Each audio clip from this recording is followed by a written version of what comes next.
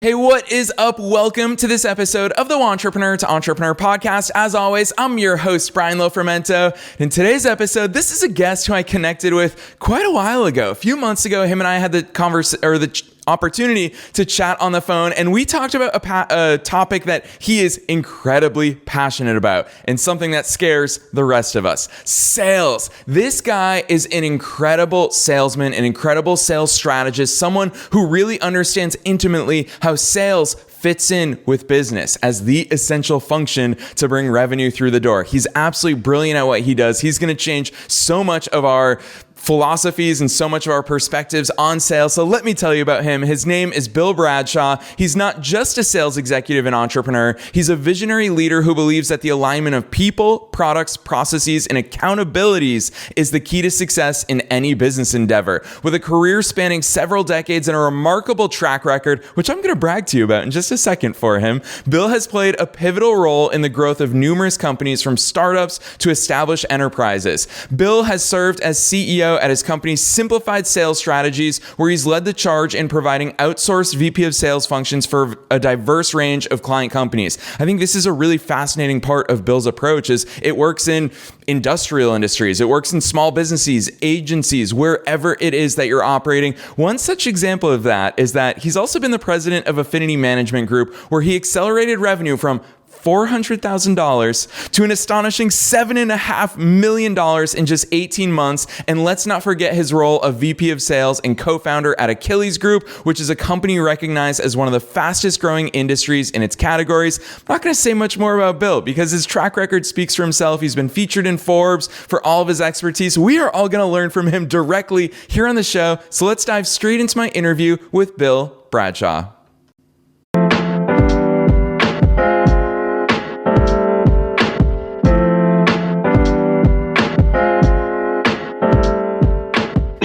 All right, Bill, we've got so much that we're going to dive into today, but first things first, welcome to the show.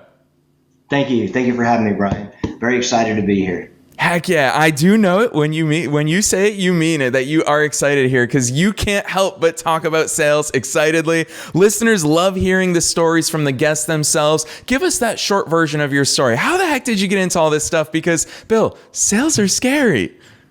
Well, when I first got started, I started with, I've always been a serial entrepreneur, and I've always either owned my own businesses and partnered with folks. And right now, I was always a sales partner. I was with, like, at Achilles Group, I had two HR professionals, and I was the cool sales guy. And we drove sales that way. But as we were getting it started, we're sitting there looking at our money and said, well, how much can we pay ourselves? And they said, well, we can do this. And we're looking at it, and I'm saying, salespeople get paid way different than HR people. So we said, well, we got to figure something out. And I started doing this in the evenings with my time. And where I was the fractional CFO for some of our clients and so forth, just to help us get over the hump. So when you're talking about building businesses and getting over that hump and how do you pay for it, I've been there and done it. Yeah, Bill, but part of that is what I hear in your story. I love the fact that you guys were sitting there saying, how do we pay ourselves? Because that feels like one of the scariest parts of growing any business, is that reliable revenue, that ability to reliably get sales. When we're employees, we get a check every week. That's beautiful. But as entrepreneurs, we are at the mercy. We're no longer practitioners. It's what I always remind people. It's inevitable. You are a marketer. You are a salesperson. Bill, how do we even go about getting repeatable sales? Where do we even talk about sales? I'm curious from your perspective what the project scope of sales is. Where does sales start and where does it end? It's funny is that it's usually the beginning and the end, so to speak. When you look at it, it is, what am I selling? What product or service am I selling? And then what are the benefits of that? How am I helping people? Businesses and so forth. And you have to really define that and understand what your features and benefits are. Then once you define those features and benefits, then you can talk about how you're going to sell it. And when you talk about selling, a sales process, okay? And a lot of people say, well, I've got a sales process. I know how it works. And when I go into them, I say, well, show it to me. And they're like, Oh, no, it's right here, Bill. It's right here in my head. And I'm like, if we don't have a process written out, how can we tweak it? How can we get better? How can we know, what those bottlenecks are? So we either can create a tool or do a training to get past those. And so first thing you have to start off with is, why am I selling it? Why would somebody want the benefits of it? Then you've got to create your sales process and understand that. I mean, they're just very, very simple steps or stages in your sales process, but you've got qualification, you've got discovery, then some type of internal business review. Go back, do I make money doing it, right? And then you go back and you've got to present a solution, you've got to present pricing, then you have to close. I mean, that's a very simple way to look at it, but then underneath all those stages, you're going to build some tools and so forth to help you get through those stages. Yeah, Bill, I love that. And you're already living up to your claim to fame. I love the name of your business is Simplified Sales Strategies. And I knew that a lot of today's episode is going to be about that simplification. It goes in line with one of my favorite ever Einstein quotes where he says, if you want to impress someone, make it complicated. If you want to help someone, make it simple. So, Bill, I'm excited for you to further that with us here today.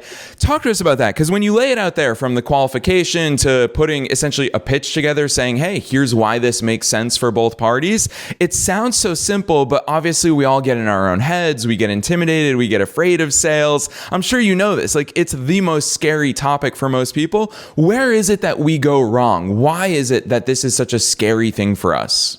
Well, when most people walk in, because they're nervous, what they want to do is talk. Okay? When you go in and do sales, you go back to the basics, the 80-20 rule, right? And it's you talk 20% of the time, they talk 80% of the time. But if you don't have what we call a prospect profile, what are the questions I'm asking? There should be 3 to 5 qualification questions. Hey, do they need me? And can they afford to pay me? Right? Whatever those simple questions are for your industry. And so you take those qualification questions, then you go to discovery questions, which are deeper dives, understanding how they're doing, what they're doing. It's just open-ended questions.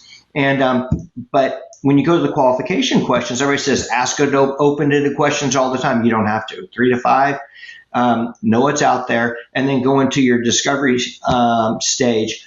And if you don't understand what those questions are, you need to write them down. And it's funny is, it's as simple as, when you go, I sell all the time, I close everything. And that entrepreneur comes back and says, I don't know my salespeople don't do what I do. Well, because you haven't documented what you're doing.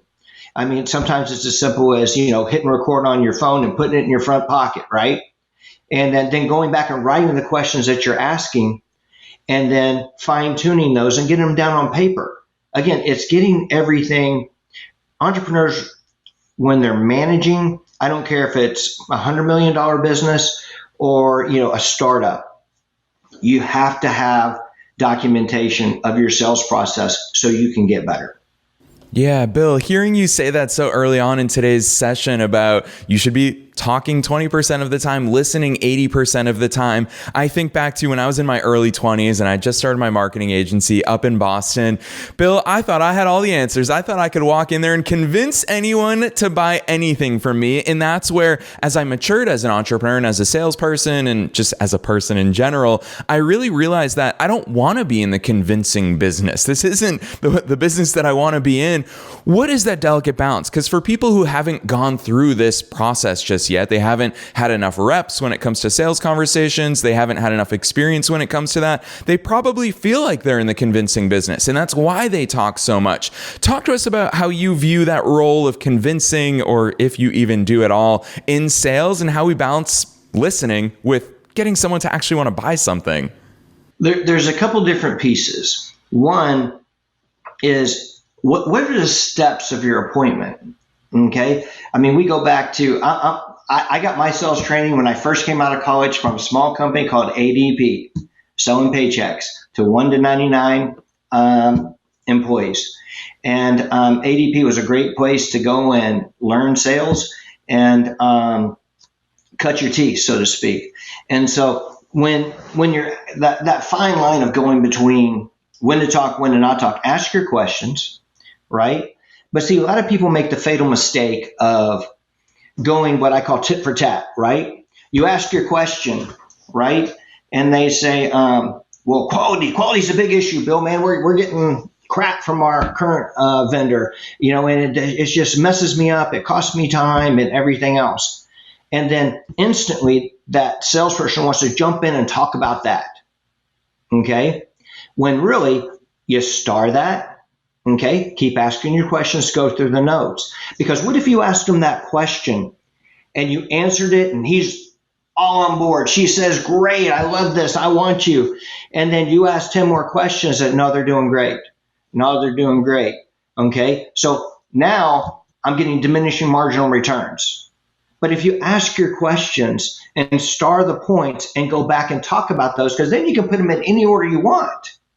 But you star those, you go back and talk to them about what's important to them. And so now when I'm going into my close, it's going like this. It's an upward slope, right? And so that's what's important. And I think salespeople make a fatal mistake of doing that, tit for tat. Yeah, that's a really good contrast because it is so hard for us until you've had that experience. And I love how you talk about cutting your teeth in big business. It's such a great playground to hone these skills and for sure to get those reps in versus, if you're just starting out your business, you don't have leads. You don't have anyone to have these conversations with. So I love that perspective, Bill. I want to ask you about questions because it's a word that you've said probably 50 times already in today's session, which shows how important they are to you in any sales process. What types of questions can we be asking? Because contrary to popular belief, I tend to believe, Bill, that you agree with me that there could be some bad questions and there are definitely some good questions. That's why if you don't have them written out and you train to them, okay, it's a fatal mistake. And so you end up talking about the squirrels and all the other different things. And so what we want to be able to do is write down the questions that are pertinent to you. What have you uncovered? What are they suffering from? What keeps them up at night? And it's funny is that I have a lot of manufacturers. I got business services clients, and one of these service clients has outsourced HR director, and one of them is outsourced CFO. And with those outsourced CFO and HR director, I said, so what questions, how does that change between the two? And they said, well, we got to do this, we got to do this. It's the same questions. You're asking about their business. Okay, what's keeping them up at night? What's slowing them down? What could be better? Okay, and understanding those questions and writing them down, and from your top sales reps to your new people, and understanding what they're asking and making sure that you not control, but you know what they're going to ask. So when I go on a sales meeting with the sales rep, I know what they're going to ask. Okay, because this is typically how you uncover, their needs and so forth. But with those open-ended questions, you just want to get it. You want the time you spend with them. It's funny is that I'm going to digress a second in the sense that so many people, I spend so much time going into clients and slowing down their sales and their sales process, because not slowing down sales, slowing down the sales process, big difference. Because they're going out there and I'll get a sales rep who says, man, I went and met with them. I spent 2 hours with them. They love me, Bill, man. I said, so how'd you leave it? And so I'm supposed to call them next Monday and then I'm back in there and we're going to figure out how to close, how to work together. Right. And then Monday, and then our Wednesday meeting rolls around. I said, well, how'd Monday go? What happened? And they say, well, I didn't get a hold of them. Okay. Then the next week, what happened? They ghosted them and so forth. So the key thing in your sales is you have to get the prospect emotionally invested in the solution. And the way you do that, and to you, and the way you do that is by spending time with them. Okay. If I get I get my clients that go out there and spend 45 minutes to an hour just doing discovery.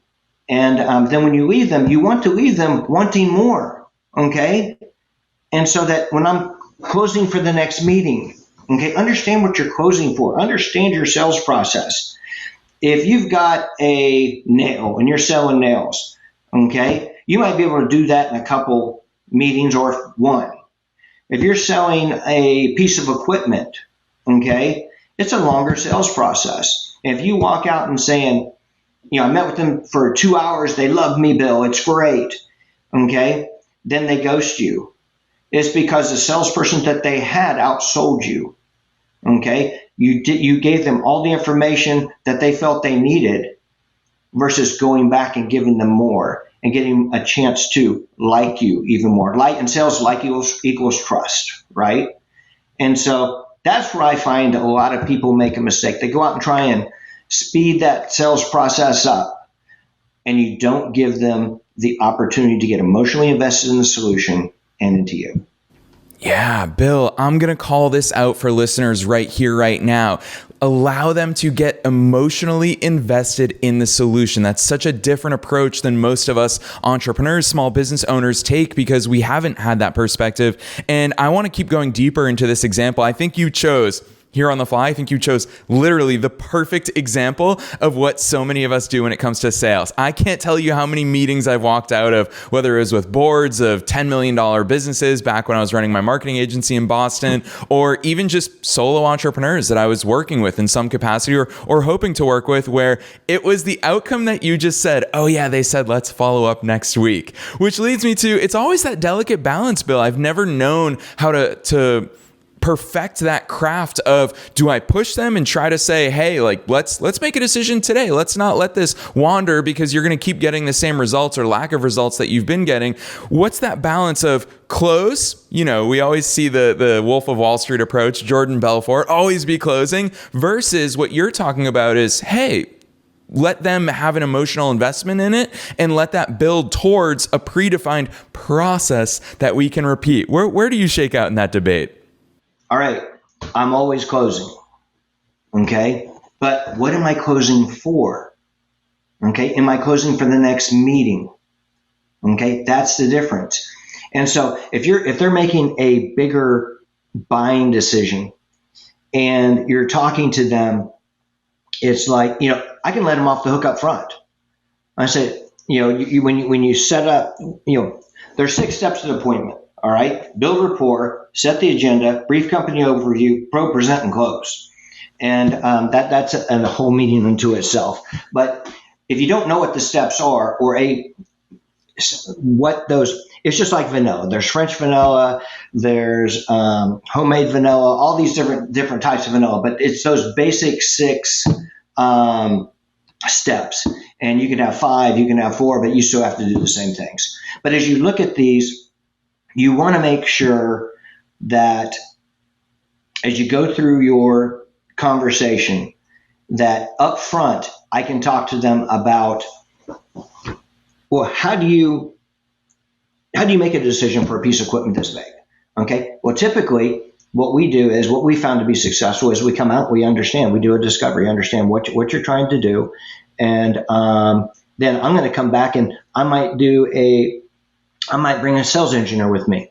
I might bring the COO, the operations guy, whoever that technical expert is, so I can do a deeper dive. But you have to know what you're closing for, and there has to be a reason for it. And a lot of times you can, you just close them to the technical stage. But if you tell them what stages you're going through to make the decision, I'm not asking you for money today. We're going to figure it out. We're going to understand what you're trying to do. And if I think I can help you and you think I can help you, most importantly, then I'm going to bring out someone else and we're go into this a little bit deeper. Does that make sense? Gosh, Bill, I'll tell you what.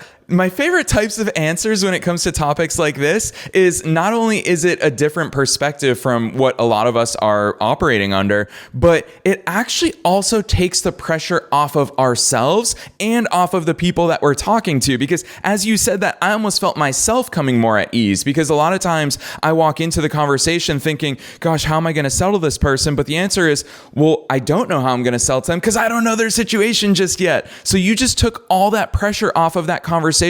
We always hear it, a lot of sales companies and a lot of sales teams these days will call things discovery calls. But we all know that that discovery call is not about discovery, it's about selling. But what you're talking about is true discovery calls, really getting to the root of it. And I love that approach. Bill, I've got to push you because you flew through it. The 6 steps of the meeting, that felt like gold right there. Starting with rapport, give us that rundown of each of those and what a successful part of that, like what does successfully building rapport look like? What's our goal in each step of that meeting? Now you're challenging me to see if I can remember it slowly, right? So build rapport. Okay, everybody understands that. You go in, you talk to them, and you're talking about the fish on the wall. You see the kids playing baseball. My kids play baseball. If it's important to you and you like it, you can talk to them about it. Okay, everybody hears these different pieces. This guy put a deer on the wall because he just does it for sales, and when they come in and talk to him, he does it as a trap. If you run across someone, I ran across a person like that once, and he said that. I said, you know what? Thank you for your time. I chose not to do business with them just because why would I want to deal with a person like that? But usually people have out in their office, things that are important to them, their picture of their kids. And so you build rapport. Everybody understands that. But the problem is that they spend too much time doing it. Okay, building rapport, different industries, I'll say that to kind of save me here. But different industries, whatever, but 10 to 15 minutes tops. Okay, but what you want to do, again, everybody has to think of, so many people think of selling, but they forget the psychology of selling. Okay, if I'm talking about, I could talk about baseball and kids all day long. And if you look at it and I'm talking to them and the upward slope is going, we're talking about kids, the championships and what they did.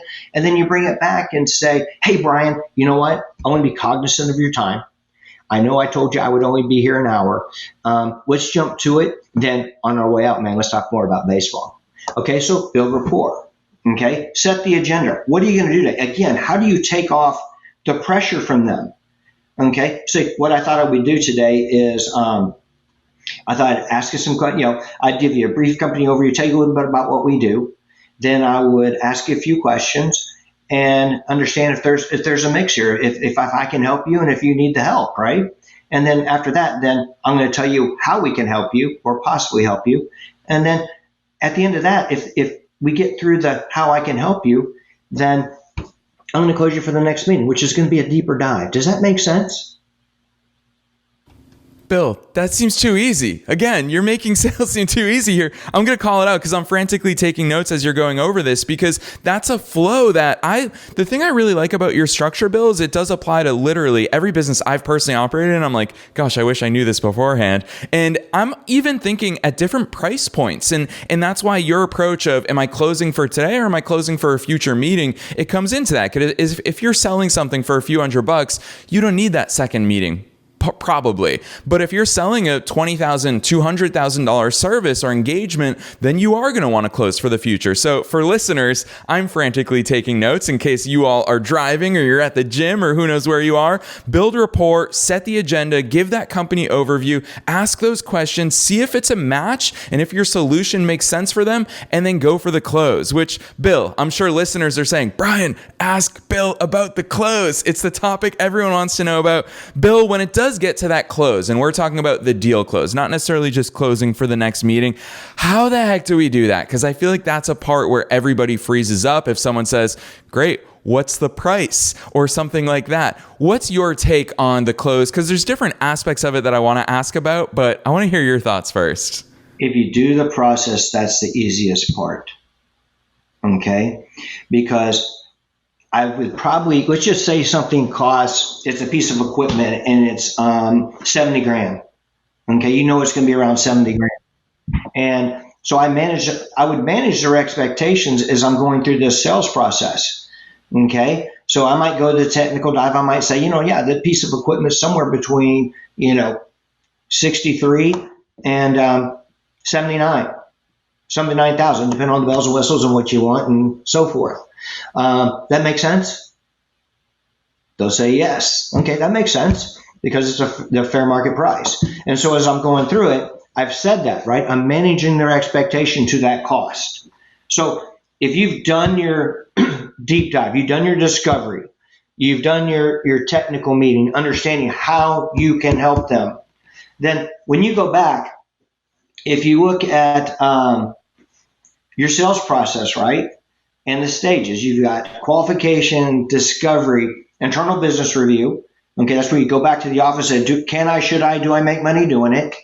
And then you're going to go back and do a technical meeting. Then you're going to present your solution. Then you present your price. That could be the same meeting. Okay. And then close. But the piece of this is if you don't separate your business solution from your price, okay, then they're always just saying, oh no, you were too expensive. That's the easiest thing to say. But if you do your business solution first, I've talked about what their needs were. Does this fulfill your needs? Is this going to help you be more efficient, whatever those hot buttons were? And they're going to say, yes. Well, I told you it was going to be somewhere between 62 and 79. We came in at 70. Any questions? Great. Then let's talk about how we get this started. Yeah. Is there more you want to add to that, Bill? Because I want to dive right in. I'm excited to ask you something that I know listeners are going to be chomping at the bit for. Go ahead. That is, the way that you talk about your process, it almost sounds to me like there are no surprises along the way, because there shouldn't be surprises along the way. What I'm hearing so much from you today, which is something I didn't really expect, is really the way you view sales is correctly managing expectations on both sides. And that's where there is this age-old debate, especially in the agency world. And I know a lot of our listeners are in the agency side of business. That's a very popular business model. And their big question always is, and I could argue both sides of it, is should we show our prices on our website? And obviously there's no universal answer here, Bill, but I'd love to hear your take on that. Depending on the industry, right? But for, if it's just always price, okay, then yes, go ahead, post it. Okay. But if you're selling a solution, then no, I wouldn't. But let me ask you this, Brian, because I think this is where you were going. What do you do when someone throws you a curveball? You're sitting in a meeting, you're going there to present, you've asked all your questions, everything's great. Man, I'm going to close this. I'm so excited. Then you go and sit down, and now the CEO is sitting on the meeting. So the problem is you keep selling. Okay, the CEO walks in, or a different decision maker, okay, and you keep selling to what you were doing. What you want to do is, hey, Brian, thank you for attending today. I really appreciate it. What I want to do is recap kind of what we had discovered and understood, and things that we're trying to accomplish with this piece of equipment. And so you walk them through it, okay? You walk them through the hot buttons and so forth that you uncovered. And I said, then you look at them and say, did I get all of them? Am I missing anything? Because I want to get his groceries on the list. Because he ain't going to buy if his groceries aren't on the list. Okay? It could be you never know the situation, right? The CFO could be in there, and everybody hates the CFO because he's the no guy. And then the operations guy comes in, he doesn't want to do it, but if you get his groceries on the list, then he's going to want to do it. So you have to recognize that and kind of pivot a little bit to make sure you get their groceries on the list. You see a dry erase board behind me, okay? When I go in, I'm going to present, and I'm already going to have those challenges and opportunities on the board that I'm presenting, right? And then if he doesn't see his, okay, I'm going to put him on the board so he does see his. I'm going to stand up and I'm going to start writing them down. So what do you, if he starts having other things that he'd like to get, then I'm making sure I'm putting them on there. Then I'll answer it on the fly. Or I might have to come back and talk to him. Yeah, I love that perspective. I'm a visual person, so to me, the example that you use of getting his groceries on the list, it's absolutely spot on. What I also picture is that, Bill, if you were watching a movie with your kids and I strolled into the room halfway through the movie, you're not just going to be like, sit down, Brian, figure it out. You're going to try to catch me up. And you're right. The last piece of catching someone up is to ask, what else can I fill in for you? Because if you're telling me about all these characters and I'm still like, wait, who's Joe? And then you're going to be able to fill that in for me, but only if you ask. So I love that perspective, Bill. There's so many important lessons there. We're flying through today's session. I already know listeners are going to be emailing me saying, hey, can you have Bill back on? So Bill, we're definitely going to have to talk about that after here today. But one other topic, I'm just trying to squeeze a little bit more genius out of you. One other topic that I feel like people fall into is objection handling. And it's an essential part of it. It fits in with what we're talking about today is obviously listening, getting their groceries on the list. What is your philosophy on that? Because it is the one part that obviously we can prepare for it, but it's the one part that we might feel the least prepared for because who knows what their objections are going to be. Walk us through objection handling. When you're dealing with objection, there's ones like you're on the phone trying to make an appointment, you get an objection, right? And those you should just be able to fire back. Okay, Bill, I'm really busy. Okay, hey Joe, if you're like, my other clients, let me put it this way. Joe Smith at Dow, I made these calls. He's always busy. You can never find him. Okay, I stayed after him. I was persistent. I can tell you, I'd like to come out and share with you why he now takes my call, how I've helped him and made him more efficient with what he's doing because I'm dependable. Could we talk about this next Tuesday? But, I've got, Bill, I already have 2 vendors, or I have 3 vendors I use right now. Okay. Well, let me ask you this. Which one shines the best? Well, it's such and such. Why do they shine the best? What if you had 3 vendors that were that good? Wouldn't that make your life easier? Said, look, I haven't earned the right to replace number 1, but I sure would like the opportunity to replace 2 or 3. Would you give me that opportunity? Can we come out Tuesday and talk about it? Yeah, I love that, Bill. Part of me wonders, when I see you do this in real time, I'm like, well, it looks effortless to you. And one thing I always caution listeners about is that when it looks effortless, it's through practice. It's through those reps. How do we get to that point, Bill? Is it just practice? Is there some way that we can prepare for objection handling? What's your approach to even getting to that point? If your folks can't answer those objections, you got to make it fun, right? As you do your training, you do the things, you onboard someone. And, it's funny, my clients, this is Bill. I role play a lot. This is Bill. And they said, Bill, I went home, I dreamt, I had a nightmare. This is Bill. And I said, but you remembered it. Okay. It is what I hate is people go to sales trainings or they take copious notes and set it on the corner of their desk and never talk about it again. Okay. Take what's important and brainwash it. You have to role play. It's easier to role play with the client than it is with a group of your peers. That's why you must role play with your peers and your bosses because it's harder. They know what you should say.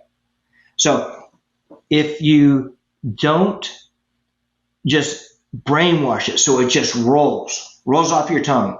Okay, I learned this at ADP because they made a game. If they said, Bill, I'm too busy, you'd have to stand up and answer it. Okay.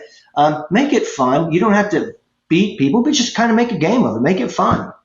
And because all you're doing is making them more efficient. They got someone on the phone and they blew it because they couldn't answer a simple objection. Okay? The hardest thing is getting them on the phone. The easiest thing is answering the objection if you've practiced and you've brainwashed yourself to understand how to do it. Okay? The first no you get, now, I go back to the old Zig Ziglar, right? Is the first no you get is KNOW. They weren't expecting your call. They don't know anything about you. Okay? So you have to be able to come back. Yeah, I love that because it's also actionable. Listeners, you know that every episode I'm trying to throw some actions at you that you can do, you can implement to spark that business growth that you've been looking for. Bill just gave you a very clear one that you can do with anyone, your spouse, your friends. We're all good at coming up with objections when someone's trying to sell to us. Let them throw their objections at you because you're going to start gaining that practice. So I love that perspective, Bill. I want to. One thing yeah, go ahead. Please do. Because I don't want to go off without talking about this. Okay, we call it the recipe for success. Okay, what should your sales rep or what should you do as a salesperson every week to be successful? Okay, what's your scorecard? Okay, and what is that made up of? And this is our scorecard, and it doesn't change typically too much in industries. I don't care if it's white collar, blue collar, gray collar. You might make a couple minor adjustments, but you're still doing the same things. If you got client visits, you've got prospect appointments, what we call 2+ appointments. Okay, that's prospect appointments that convert. If you had 8 prospect appointments, I expect you to convert at least half of those into 2+ appointments. Then you've got, your referrals. How many referrals you get that week? Bill, I get referrals all the time. I said, great. Can you get 2? They said, yep. And then what happens is they come to the next 2 meetings. Oh, I didn't get any. Okay, we're going to do a quick training on how to get a referral. Ask. All right, let's do it one more time. Ask. And we say that in the meetings. It just gets to be funny and it's a joke. And dude, I just forgot to ask. And you have to ask. That is one number that will go up exponentially. If you track it, because they know they're coming in the meeting, they must ask it. Okay? How many networking meetings are going on? Going to have a cup of coffee early in the morning, or depending on your company's rules, a beer, after hours with someone that's selling to the same decision makers you are. Okay, how can you get me in here if I get you in there, right? And then one of the most important KPIs to management is future appointments. How many future appointments does your salesperson have? Okay, and typically we add these up, and I'm looking for at least 3 weeks worth of appointments. So if I had to go on 3 client appointments, 8 prospect appointments, and convert 4 of those, okay, that is 15. Okay, those basic appointments. I got to go on a networking appointment. How many of those do I go on? Okay, let's just say 1 a week. So that's 16. 16 times 4 is 48. Okay, so I'm looking for 48 from Friday at the end of the day to 60 days or so. I want to see 48 appointments on the calendar. And you have to start them off with like 20. But they'll get there because they get in the habit of asking appointments. So I had my sales rep come in on Monday and they got 2 appointments set and they needed 16. They're going to take any appointment they can get. So is a business running them or are they running their business? This is the most important management KPI. When they come back and they've got their 48, they get their 20, 22, and they walk in, they've got 12 appointments set of the 16. They're going to be very picky on the appointments they do go on. And we want them to be, right? Just don't take any appointment. We want them to be efficient. So that's the piece on the scorecard, the recipe for success. What do I need to do weekly to produce sales? Sales are a byproduct of good activities. Okay? Activities are lead indicators. Sales are lag indicators. I don't typically let someone go for sales. I let them go for activities.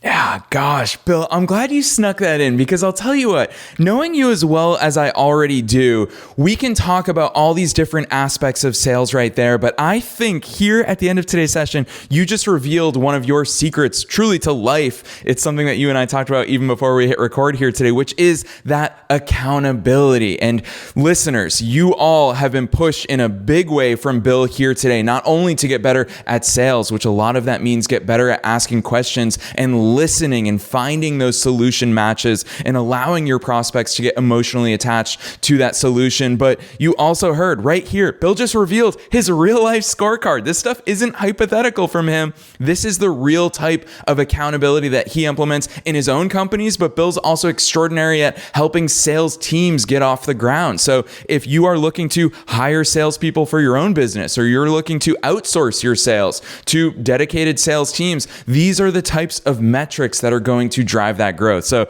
gosh, Bill, you have been a wealth of knowledge here today. Is there something more you want to add? Yes, they've got, if you can either do a link to it, whatever you want to do. If you go to my YouTube, Simplified Sales Strategies, Bill Bradshaw, most of these are videos, less than 8 minutes. Yeah, well, that's a perfect segue for me, Bill, because where I want to leave this session today is I want to give you this stage. I know that listeners will want more of that. And that's something that, gosh, Joe, I love that you commit to creating that much value. And it's on YouTube. It's not a paid course. It's something that you put out there for free for everybody because you're passionate at sales. You're incredibly skilled and talented at sales after having so many reps. I'm going to put that disclaimer in there for listeners so that you don't get discouraged by Bill's aptitude for this stuff. It comes through reps. So Bill, your YouTube, give us all the links right now. Where do you want listeners to go from here to find out all the awesome stuff that you're up to? I would just, if you're really interested in what I've discussed today, go to YouTube. Simplified Sales Strategies, Google. You go to YouTube, look up Simplified Sales Strategies, Bill Bradshaw, you'll see them. And you'll see this mug on that face, on that video. And but I go into some depth on it. And you'll understand a little bit more. If you see some videos that you'd like, just tell me, or if you want to go into something deeper, tell Brian.